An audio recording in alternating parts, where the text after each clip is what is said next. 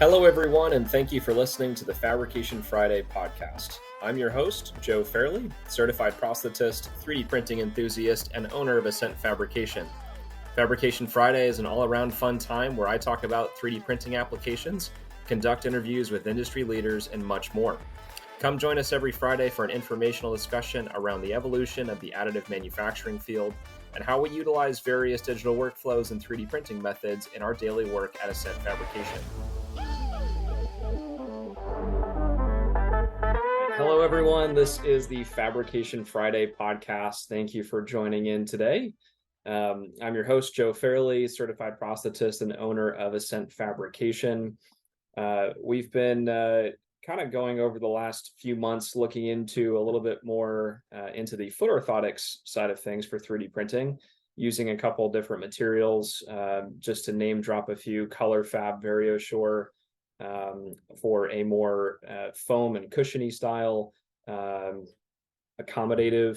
foot orthosis, and then there's the more corrective polypropylene for PP print for those type of foot orthoses. Very excited today to have podiatrist and CEO of the Printed Foot, Bryan Kentner, on today. So Bryan, thanks for coming on. Hi, how are you doing? Yeah, it's great to be here, Joe. I've been in 3D printed foot space for the past, I guess since 2017 now is when I first started into delving into the 3D printing in relation to, making foot orthotics. I felt then it was definitely a step above the CAD CAM milling. Makes much cleaner device, and you have a lot more control for the doctors, so we can really put something in an office or have something that's fully customizable, printed off site, and then brought it back into the office. I think it's the future. Definitely speeds up the timeline significantly.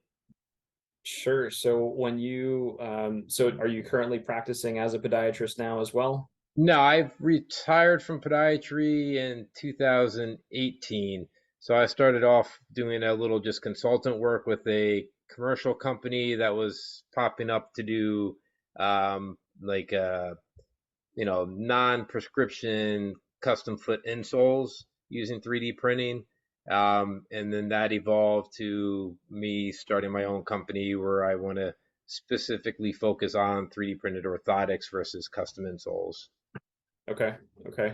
And did you have any 3D printing as a podiatrist back in your own clinic, or was it all just kind of sent out, CAD milled?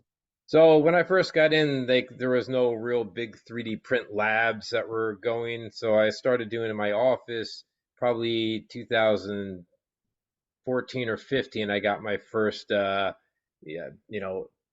printer. Was one of the, God, I can't remember the brand of Wanho, a Chinese knockoff of something. And I was using that to design and print. And the prints weren't necessarily revolutionary at that point. It took, a full night to make one insole. So it'd take me 2 days to print two, a full pair. So it didn't make much of an impact in the clinic at that point. I think my print times were I was running around like 20 to 30 millimeters per second for speeds, which is pretty slow. But, it definitely allowed me to see that this would be the future, though, and you can move it into the office. So I was playing with that and just trying to write my own software originally. And then I started consulting with another company, and that's when I joined them and went full time in 2018. Gotcha. Okay. So was that your first introduction to 3D printing in general? Was learning about 3D printed insoles as they were coming on the scene, or was something else kind of stirring that up? No, I mean a mixture between, my son was a big hobby with him. We were doing a game called Warhammer, and not that I'm saying I 3D print any, copyrighted materials because that's illegal. I definitely helped him make scenery and other things like that for his gaming days, and Gotcha. that's was initially the first reason we got the 3D printer, and then after a couple years of playing around with that in the CAD software, I started working on 3D printed orthotics. Okay. What type of materials were you originally using for the orthotics at that point? I mean, at that point, the material was pretty bad. I didn't have any printable polypropylene, which had been a game changer. It wasn't until 2017 that I started working with TPU. So we were working, I guess the ABS was the most realistic material I had at that point, because I think my choices were really, like PET, ABS, and PLA. And PLA definitely was not good, as a Right. couple of the original 3D printed orthotic companies that were using that found out it just shatters and makes a horrible insole. But Yeah. yeah, so materials have definitely come a long way, and it made it much more, especially once we got the TPU and the ability to do the foaming and the ability to control your infill, make the different patterns to get Right. different durometers. That's personally still my favorite. People say, oh, that's not a, they say it's accommodative versus a functional orthotic versus the polypropylene. Hmm. But I mean, I don't care. I've done studies with in-shoe sensors. You can change the way someone walks with a TPU orthotic. It Right. can fit inside any shoe. You just have to, if you have a good software, you can tailor the device to fit basically any last shape that you need. So, Right. So, and I have a little bit more limited, use cases and just clinical experience with foot orthotics, being a younger clinician and especially more focused on prosthetics rather than orthotics in the mhm. past. So can you just, for some of our listeners, can you describe those differences between an accommodative foot orthosis versus a functional foot orthosis? Yeah, I mean, the accommodative, generally people are thinking of your diabetic one that's used just to offload certain areas. It doesn't actually change the way the foot functions, versus a, polypropylene shell, because it's rigid. It really can steer the foot into, a controlled motion a little bit better. But if you take a device just because it's thicker, like the TPU, it doesn't necessarily change the ability to, if you still put a heel skive on that, you make, high walls on the side to control the motion of the rear foot. You can contain the foot and control the motion. So it becomes it's accommodative on the plantar surface, because you can contain, certain geographic regions, make areas offloaded and things of that nature. But at the same point, I can make something very stiff and rigid and control the motion of the foot. So really, accommodative is more just like a cushioning type device that just offloads pressure, versus a functional orthotic, which is going to change the way the foot strike hits the ground, the way you propulse afterwards. It'll Right. change your gait pattern. Right. So with those differences, so would you see that like all accommodative foot orthotics are specifically for diabetic patients, or, are there other cases where you want to No, offer? I mean any type of, yeah. I mean the accommodative ones people use for rheumatoid, anything where you're trying to decrease pressure areas. But I think the terminology is really not correct when they look at the device. They just look at it because it looks like an old device that they used to use. They don't understand that now with the changing of uh, insoles through the infill pattern and things like that, we can really control a function of a device in multiple areas. I can have different function laterally and medially in a device by changing in infill properties. So yeah, I think the terminology is a little bit outdated. It's when you used to have one material for basically the entire orthotics. So if you're working with like a foam block, your entire orthotic would be whatever durometer that foam was. So you Right. might be able to offload it by having multiple layers. So you have a top layer that's softer than, like your diabetic insole. You use the Plastizo PPT with a more rigid EVA type shell on the bottom. Right. But now we can control, instead of the entire thing by layers, we can control each individual part, by function of that area. So my first med area, I could have function flexible or stiff, and I can change that for the lateral part of the foot. I can change that at the heel. So I think the, limitations that people have in their mind about what a device is based on how it looks is no longer valid. Right. And so that kind of maybe translates over to the insurance side of things too, right? Of how these things are billed. Yeah, well, I mean, insurance is a whole other. Now, when you start getting into, unfortunately, Medicare does not deem 3D printing or 3D scanning still at this time as a uh, reasonable thing. They still, if you have a device that you 3D print, you can't bill Medicare for a diabetic insole.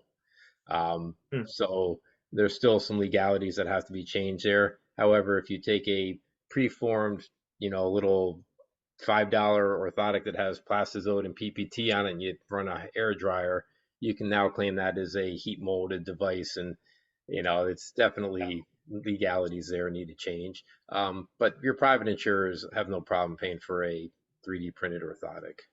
Right, right. Yeah, I know there's definitely some hoops that would need to be jumped through in order to, either get new L codes into the system, or what codes were you using as Yeah, it was, they're definitely the L codes. I codes? mean, Right. that's what we're using. Is just when you look at for the diabetic, especially, they just have a little segment where 3D modeling is just not allowed. So it's Really? just, yeah, it was just Okay. specific terminology. I didn't actually have that listed on me right now, so I don't have the Yeah. exact wording of it. But Yeah. yeah, it was specifically for 3D modeling. So Okay. somebody somewhere had a good PPAC that put wording in that made future industries harder to get into. Interesting. Yeah, I know there is one L code that does specifically mention, a CAD approach to orthotics, that I thought, did allow something like that. But again, I don't have the wording in front of me. But I know there's definitely going to be some changes, down the line here, hopefully, from a Medicare standpoint, and some coding changes for these uses of digital workflows, and coming to these newer devices that can be, designed in different ways that we just couldn't otherwise do Yeah, traditionally. yeah, it's definitely, yeah. I mean, the wording definitely needs to be changed or just a new code entirely.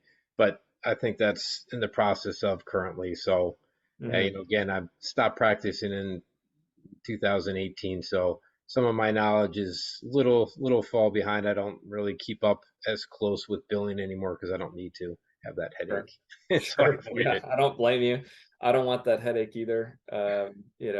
It's been kind of nice the last couple years not having to bill insurance companies and running a cent found, but they're a headache to deal with and a lot of hoops to jump through. But Yeah. in terms of like these, newer designs that we can come up with for foot orthotics, Hmm. let's jump into a bit of how the printed foot came to be. Yeah, so I was working with another company and it was pretty much only commercial, and through some mismanagement, some other issues, that company kind of ceased to exist, and anything I wanted to be associated with. So I stepped away, and looking at what I was going to do, I started working with a Singapore company I had been doing some work with. I did some studies and some overseas work with NTU and SUTD in Singapore. Those are two of the universities there, and I had some connections in Singapore. So I started working with a company that wanted to get into the 3D foot orthotic space. And so initially, my delve into the software side, other than my previous company, was trying to, get this company moving forward into a 3D foot space. They just ran into some issues on their own and decided to pull the plug on moving forward with 3D printing.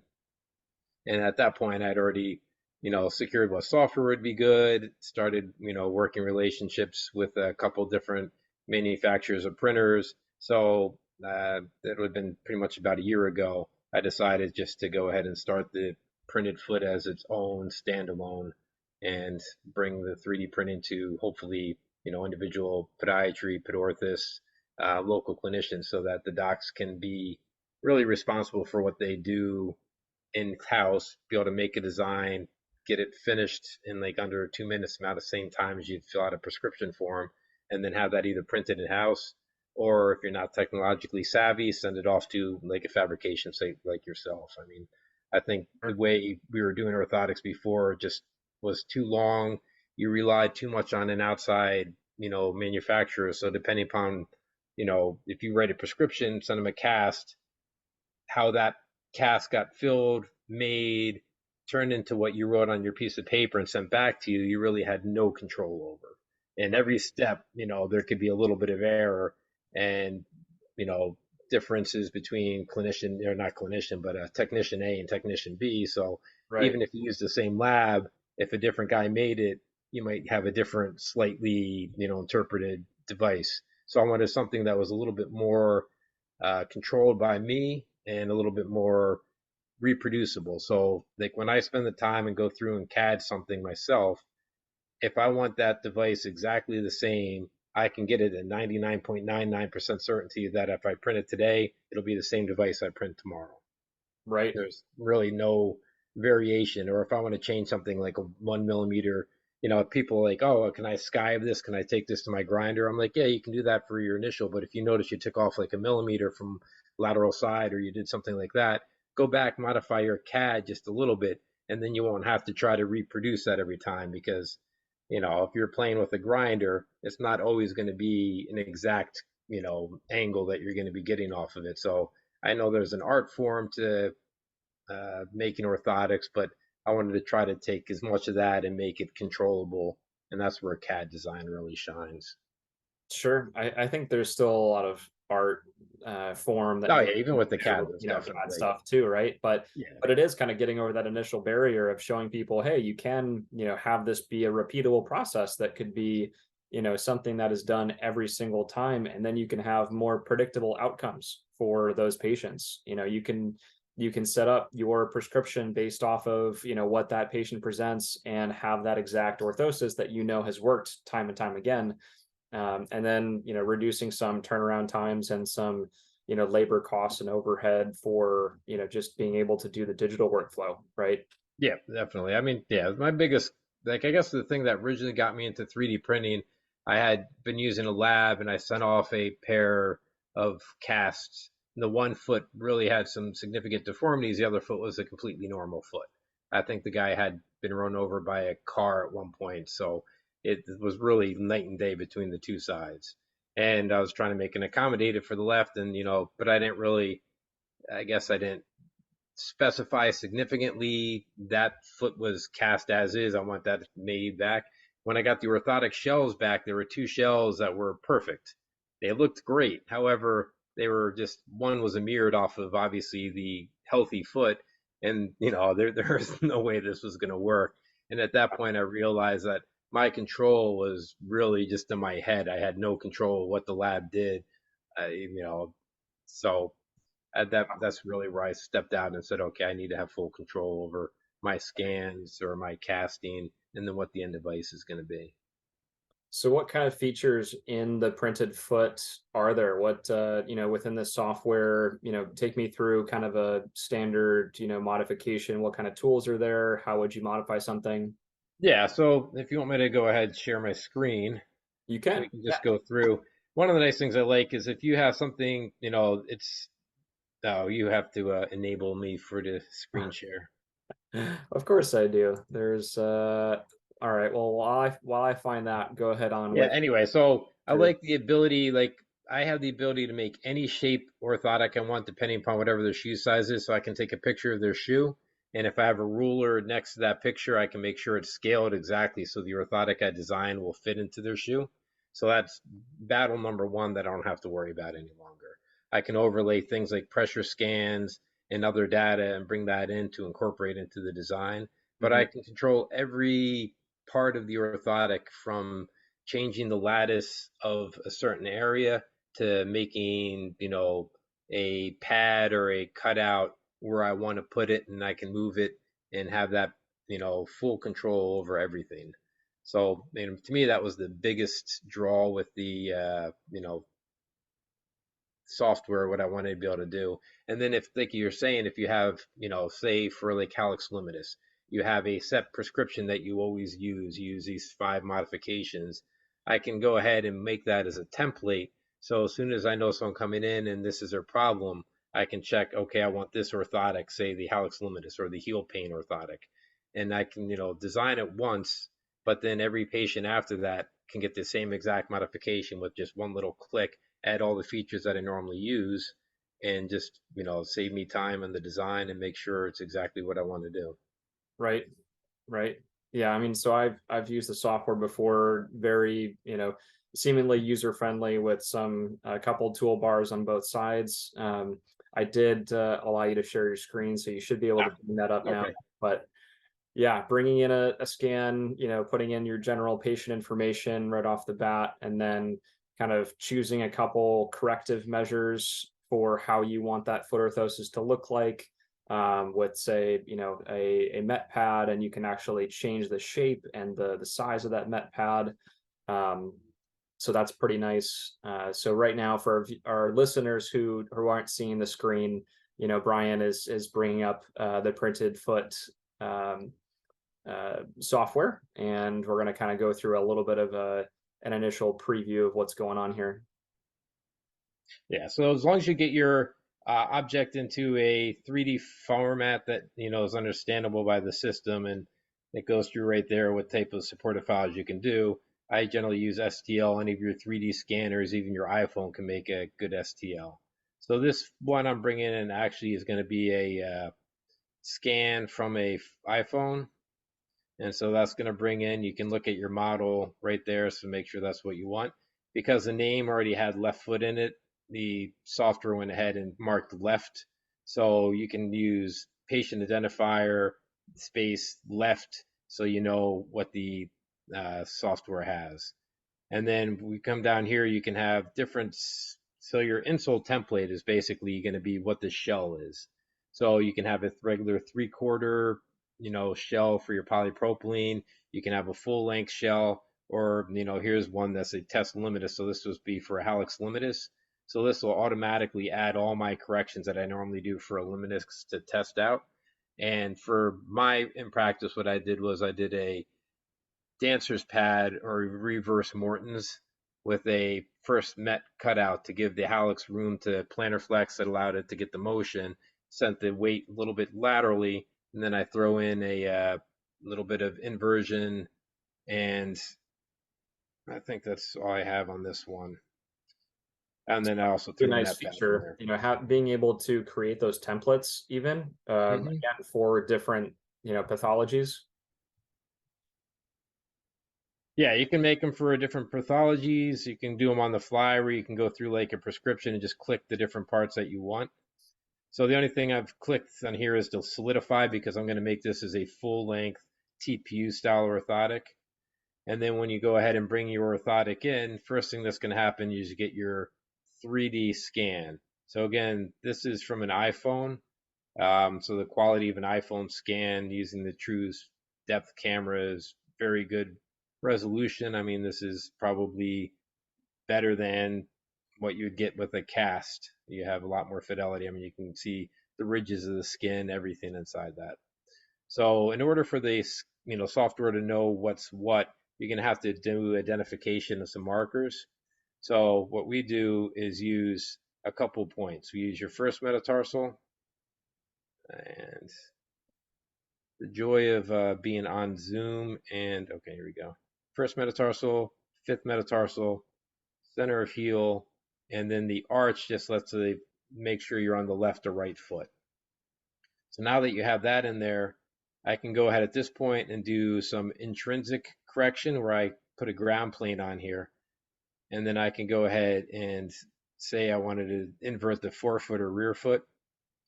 Let me move you.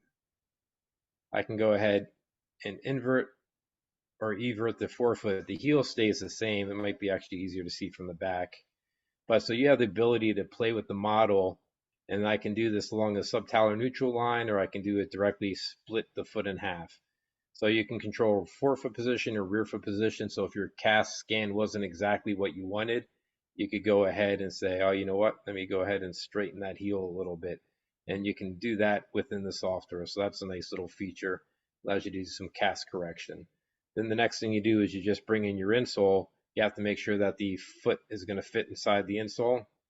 So we're just going to go ahead, make sure the back heel is within the insole, look at it from the back to make sure we're within the body of the insole, then look at it from the top to make sure you like the placement of the insole. So once you get your insole placed, now we do the vacuum forming, and this is what's going to go ahead and match the cast to the foot. And then that other thing where I added the bottom now populated. And so that went ahead and made this a solid form. I already have inside the template is it takes the name of the file. So on this one, I just called it left foot. So it just types left. But if I had my patient identifier space left, it would say that patient identifier at that spot. You can have it pre-populated with your lab logo or, any information that you want on there.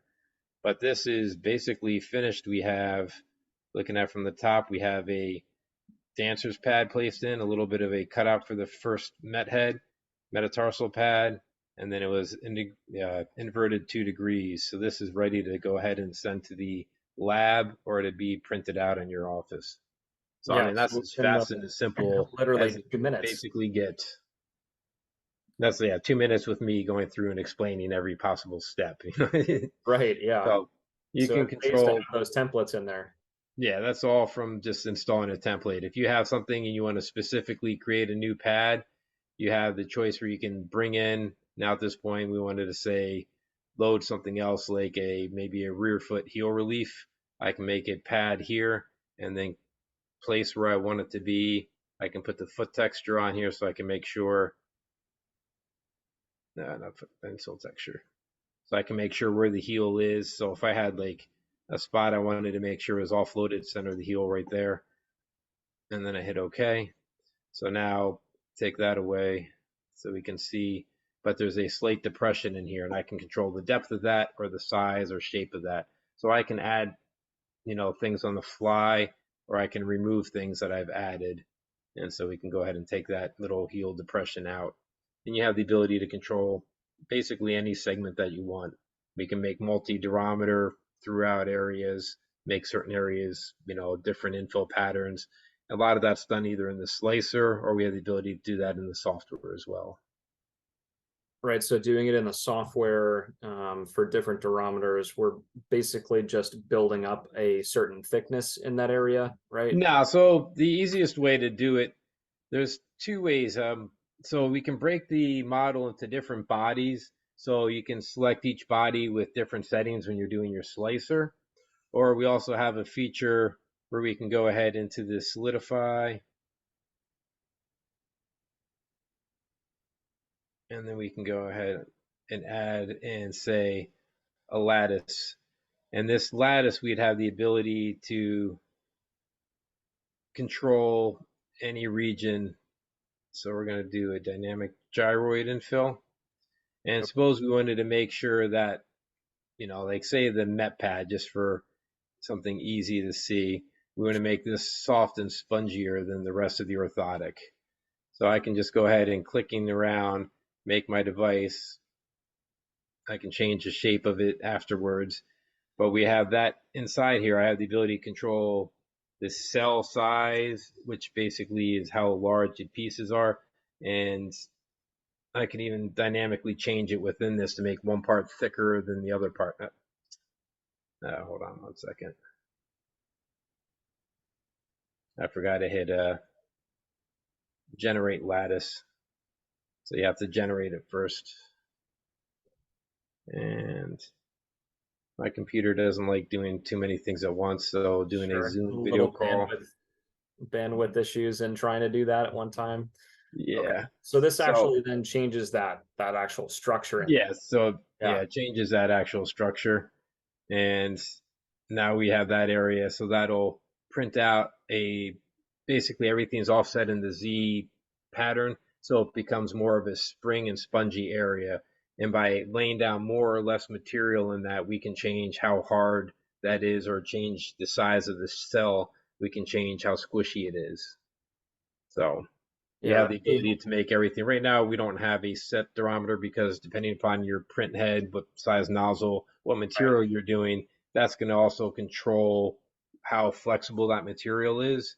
Working with a Mosaic, they're my main printer partner, we're working out a series of, if you use this info pattern at this setting and this thickness, it'll equal approximately this durometer. So we're getting a little bit more specific in controlling that. So I can, reasonably say, if you set it this way, it'll print at this level, softness. But without having the known material or printer, it's hard to specify exactly. So you have to do a little playing on your own if you're using your own printer. Sure. Yeah, I mean, there's so many different variables and options for FDM 3D printing, right? You could certainly use a 0.4, 0.6, 1 millimeter nozzle to print these out. Then you're going to get some differing,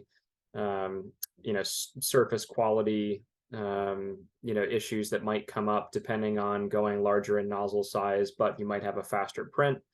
We've seen that testing out a couple prints already, and trying to Hmm. get the fastest print possible, but then maybe, looking at some of these finer details and getting the right functions that we would want out of the design is definitely something to keep in mind too. I wanted to ask too, so for a design like this, I actually don't even think about FDM 3D printing immediately.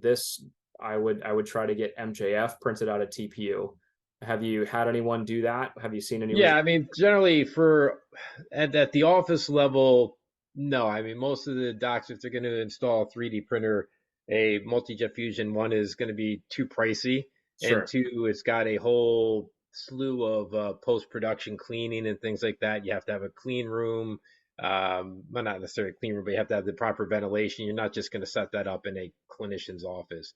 So I Right. generally try to focus only on the FDM printing because that's something, for a good, printer is an affordable thing a doctor can bring into his office and have it printing without having to worry about, um, you know, post production cleaning the design, paying for the maintenance and all the costs that go in top of that. So I try to gear everything that I do specifically more towards the FDM printing. But yeah, if you're going to use for your best results possible, using a service like yours that has the opportunity and the ability to put in a lot of different materials and equipment that, the clinician's not going to have, it creates a billion times, well, not a billion times, but it's a nicer looking device, a little bit more control on certain features. Sure. Yeah, I know from talking with a few customers that they are extremely keen on trying to put a top cover on these foot orthotics. And again, from my inexperience as a clinician in this specific space, uh, Hmm. should we be using top covers for these? Are Yeah, I they mean, right now, so one thing or that's yeah, one thing that's nice about working with like something that has multi-material printers is we're working on developing a way to print the top cover in a material that would be like a foamy TPU and allow you to really get that EVA type of compression on that top layer. Right now, we can print a orthotic, with top layers on there, but I'm not 100% sold that that's really the best surface for your foot contact yet. We're still working on. I mean, cytotoxicity wise, we've gotten the polypropylene that you're using from Germany that's approved. The different types of foaming TPU. We have reports now that that's good for skin contact. So we're getting closer. I just don't think we're 100% there yet, but within the next couple years or within the next year, hopefully, we should have some options with a multi-material printer to have a different. Again, the other problem too is the slicing layers. If we can do a non-linear slice instead of cutting it layer by layer, you have the entire surface where the curve can go up and down and sure. follow the orthotic. That will make it a little bit nicer finish and top cover presentable. So 3D printing the top cover is definitely something that's going to be coming soon. Right now, what I recommend generally is if you work with a couple of the good material labs, you can even get some that are have a nice commercial adhesive that you just have to peel and stick to your orthotic and then trim. So you don't have to play with barge and all that, Yeah. materials if you don't want to. Yeah, definitely don't like I personally don't want to have to be messing around with too many chemicals and post processing. We'd much rather be solely focused on 3D printing and trying to figure out those methods to provide something that would be more suitable in the minds of some of these people who look at a foot orthotic that we print from VarioSure and it not be what they're expecting. Hmm. They see this kind of tiered look to it because of that layer by layer Yeah, that's aspect. where, yeah, I'm working with one group that we're working on a slicer that's a nonlinear slicer, Yeah, and hopefully we can translate that into, yeah, having smooth top layers, and then that would really give us the ability to have the entire top layer printed as a different material, because especially with like the VarioSure, if we change temperature, we can make that foam a lot more. So, but the problem is if you're doing it layer by layer, you can't have it foam by 10, you can't do the top layer because you have certain parts that you still want it to be stiff because it's still in the inner part of the arch. But Right. at the lateral part of the foot, that's the bottom of the orthotic or the surface for the foot. So you're Right. not going to want that to be foamy there and foamy in the arch because now you've lost your arch support. Sure. So, having a nonlinear slicer is probably going to be the step that will allow us to really control top materials. But, there's a couple different other options that we have with doing that and we're playing around with. But I'm working on that. We're just, Yeah. that's a separate project. That's not with currently in my software. It's Yeah. more of a slicer Non-planar thing we're 3D doing printing after. is pretty interesting. There are a few lower end, FDM 3D printers that are capable of it. It's Hmm. just I don't want to say it's a simple G code fix, but it's a G code fix that would allow those different tool paths, in just a different format than what we're used to seeing with this kind of linear approach, layer by layer. Yeah, yeah. I Uh, mean, you have to make some modifications in nozzle length and things like that, so you can have, yeah, because if you have a real steep wall, you don't want your main part of your head of the printer smacking the wall. So there are some right. limitations in, how much we can control that. But if you start, have you seen like the new 4-axis or 5-axis 3D printers? Yeah, you know, Eventually we'll be able to, yeah, it'll allow us to print any angle, any shape whatsoever. right. Yeah, I know the robotic arms, those multi degrees of freedom are capable of printing, a separate object onto another object. I just saw Hmm. another LinkedIn post about that yesterday. Where they had this kind of cone shaped, almost rocket looking thing that was already printed in white. And then the probably Kuka arm was, printing in kind of a wavy orange shape. So you could see those differences of it actually printing on that object itself. Yeah, The yeah, non-planar printing is here. It's just either super expensive on the robotic arm side of things, or it's not quite there yet on the low yeah. end FDM side of things because of some limitations. What do you think of belt printing?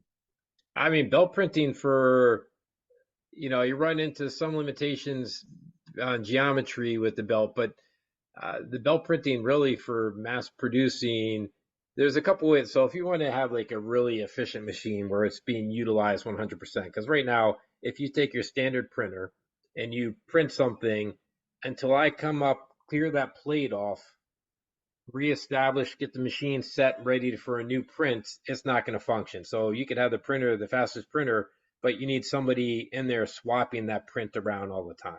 Right. So there's three companies that I've seen make something that works to counteract and allow your printer to run full time. So number one is that you mentioned the belt printer. So basically your Z-axis is constantly moving. So you're not Z-axis. I guess that would be the X-axis or however you want to call Yeah, it. I think they Just one call it axis you can go. technically infinite Z axis. Yeah. Yeah, they call it in, but it's not really because the Z always thinks the Z Right. goes up and down. So, Sure. but you can have one axis that goes on forever. And so you can just have print after print after print. And then if you have a little collection box at the bottom, as long as your devices come off and have modifiers or markers on them, hence printing the name onto every orthotic that comes off, you can find where they are as they all get collected at the end of the day in the box.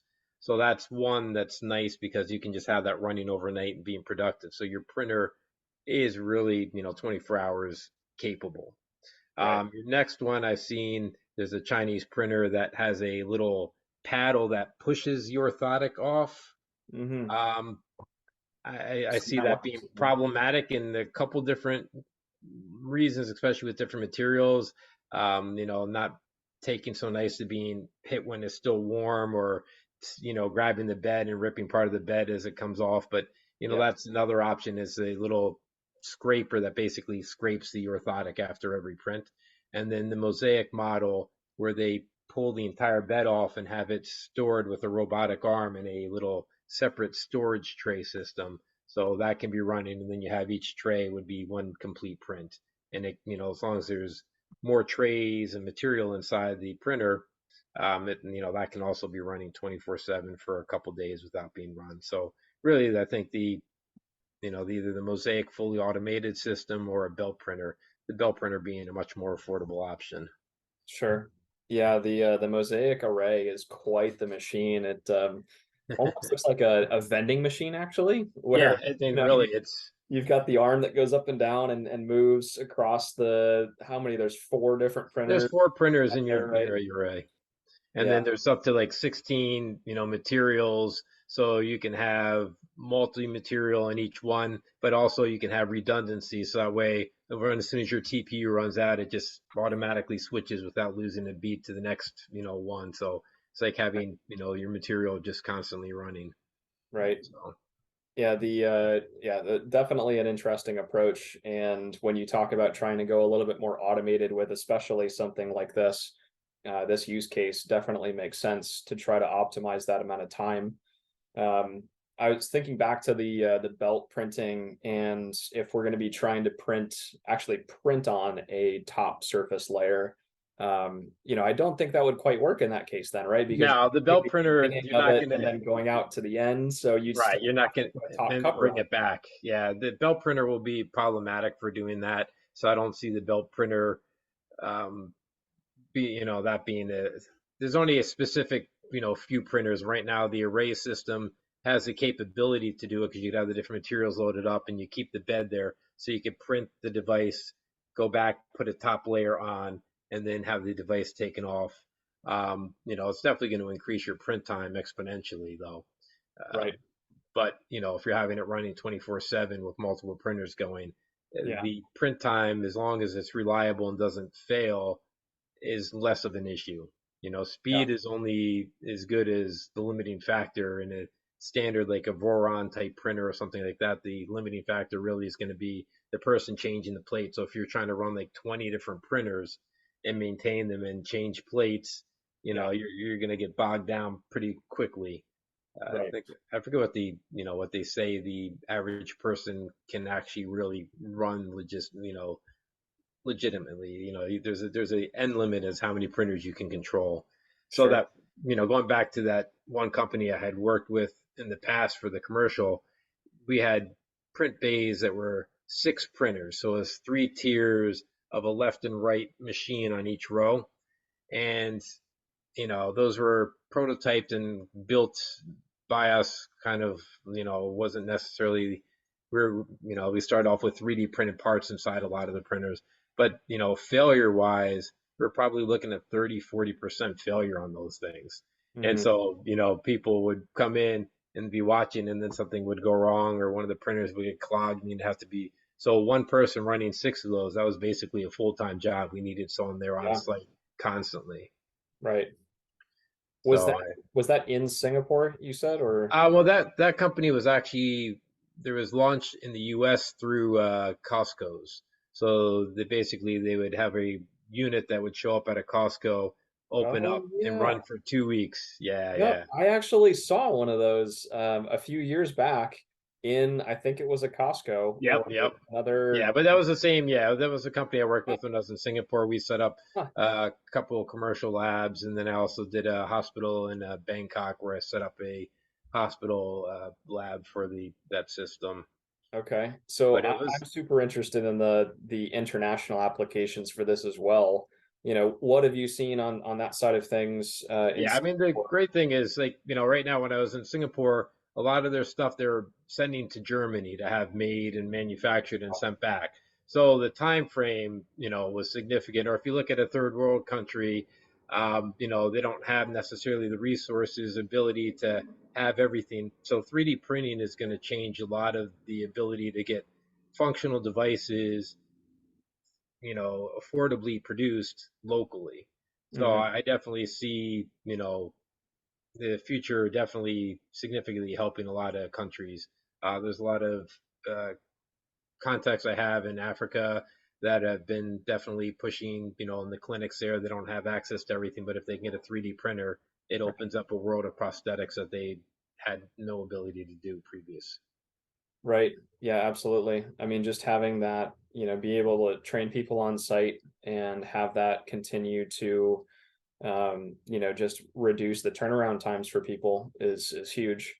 We always found that if we're working in that kind of area, a third world country, or just working this much internationally, I mean, shipping logistics are probably the biggest pain on that side of things then too. Yeah, That's the other side of things that you have to worry about. yeah. Especially when you look at a couple of years ago, all of a sudden your container shipment that would have been $2,000 now jumped to $20,000 at the beginning of COVID. So yeah, I mean, materials. That is one of the issues with a lot of the 3D printing. A lot of the materials are made overseas somewhere. So finding local distributors or local manufacturers per region is definitely helpful. Yeah, yeah, for sure. Um, well, yeah, I mean, thank you for the overall, look into the printed foot, that little demo. That was great. For any of our listeners that, are just listening and didn't see that, check YouTube later and check out the actual software demo that Bryan gave. Thanks again for, running through all Yeah. the features of the printed foot. Where can people contact you if they want to get a demo or try this Yeah, out? just either theprintedfoot.com or, they can reach out through you and, anybody, you can go ahead and see Joe as well and discuss software, have him forward it to me or, work directly with Joe. But I think that a lot of docs, when they look at our offices, basically really get scared of the new steps to the technology. I really do see it as a game changer for the way orthotics are done. You just need to spend a little time either A, to learn the software or to learn how to order the soft, order what you want and rely something on like Joe. You can do the design in house and then forward the STL to your fabrication site and have Right. turnaround still under a week. So not quite as fast as printing it in your own office, but definitely takes a couple of the headaches, couple of step, focus on learning the technology, the CAD CAM design, and then you can, work at looking at printers, but doing both at the same time I think scares a lot of docs. They come in, they look at the technology, like, oh, this is great, and then they look at the slicer and then all the different modifiers and the way you can change the way a print comes out, and they just get overwhelmed and kind of disassociate and walk away. So I think probably the easiest way to do it is learn how to use a scanner, and then from that STL you can either forward it to myself or Joe, and we can do the design for you, or we can go ahead and set you up with the software so you spend 2 minutes like I just did doing a design and then send the STL off to be printed. And that's Right. probably the easiest way to jump on board with the lowest overhead initial cost. And your price per part is going to be significantly cheaper than anything you're currently using. For So sure. it's definitely, business side, it's definitely worth it for an office to look at. Yeah, absolutely. I mean, anyone that's listening that wants to try something out with us, we'll go through and, find a use case either with one of your patients or you try it out on yourself, your own foot orthotics that you might wear in your shoes, to actually try these, either the VarioShore foaming TPU, more accommodative style, or the polypropylene more functional style. We'll go through that design, and printing process for you, just so you can get a sense of, what these feel like, how they react. I'll have to say that for the most part, they're very similar kind of to what you're used to already. The polypropylene is polypropylene, and that's really no different, honestly. It's just a feature of maybe building in some other modifications into that you don't otherwise have to do by hand. So it's a Yep, definitely. I mean, that one of the biggest things I saw, I had somebody wanted, I did the design, taught them how to use it, and they were just wanting the shells. I'm like, oh, are you going to put any posting? They go, oh, we do that with crepe afterwards. I'm like, hey, look, you can just have that 3D printed. You don't have to worry about, right. doing any finishing afterwards. You can put on your rear foot post. You can put on whatever correction onto your shell directly. I Mhm. can make an area with holes in it to make it a little bit more flexible or aerated. So yeah, I mean, there's a billion things that you can do, and talking to somebody like Joe or myself will definitely help you along. And again, when you start looking at polypropylene, a lot of the docs I see that start doing 3D printing, all of a sudden they start looking at Amazon and they just order any material that says polypropylene, and no, they're not all the same. Every single manufacturer has different, in I guess different materials or things that they build their formula from, And really, if you want a reliable device that prints well, flexible, has good rigidity, not going to snap, the polypropylene that you do is the best I've played with. I mean, I've played with a lot of different manufacturer ones, and there's significant differences. So make sure you use good quality materials. That's my takeaway for in-house printing. Yeah, yeah, we've done quite a bit of test printing with different materials. We do love PP Prints polypropylene because of that quality in printing, and then as far as the actual mechanical durability afterwards. We just had some lower extremity ankle foot orthoses Mm-hmm. tested cyclically, and they lasted over 1 million cycles. So that's Perfect. at least 1 year of someone walking on it. The test was stopped after that for some internal purposes, but these are pretty robust devices that are meant for long-term use. So there's no reason why we shouldn't be testing these out. The polypropylene is grindable too, so I mean that's another grindable. takeaway. Grindable too. So if you need to make some edits, you could do it. It is a little gummy, I'll say. So like light pressure when you're grinding, but it's an easy thing. It's also still heat formable. Typical polypropylene still heat formable.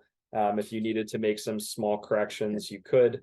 And their polypropylene is one of the only ones that I've seen that comes in like 12 different colors. So that's I've really seen a couple of ones you do in the orange and the purple. So yeah, definitely neat. Yeah. But I wanted to just kind of throw something out there for our listeners here who listened all the way to the end. If you come to Bryan or I before the end of July here and mention the code FoamFlexFO, you'll receive from Ascent Fab a free pair of either accommodative VariAssure foot orthotics or a polypropylene pair as well. So we'll go through the design process for you using that code FoamFlexFO, and come to us for your foot orthotics for design and printing. So thanks again, Bryan, for coming on and giving us this insight to the printed foot. Really cool software that's very usable, and I'm looking forward to using it more. So thank you for coming on. Good talking with you, Joe, and I look forward to passing on that savings to anyone who asks. So that's a pretty good offer. Get a good pair of orthotics. So sounds good. Well, happy Fabrication Friday, everyone. Thank you for listening, and we'll see you next week. All right.